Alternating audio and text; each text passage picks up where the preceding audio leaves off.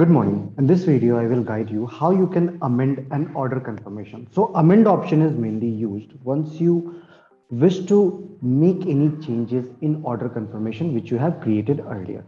Let's go to transaction module for this. In your transaction module, please check. I have created few of OCs in my transaction.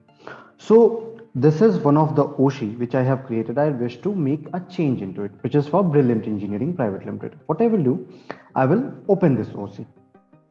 Once this OC will get open, on your right hand side in very top corner, you will see an option of other actions. Click on this. Here you will get an option of amend. So amend option works in two ways.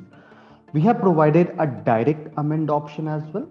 And also you can cancel this OC and then amend this OC. Once you will cancel this OC, then after you will again get an option of amend. Let me click on amend option. So it will ask for the confirmation. Click on yes. So in this particular OC, few details I wish to change, like the delivery dispatch date. I wish to change it. Instead of November 30, now it have been changed to 8th of December. I will make the change.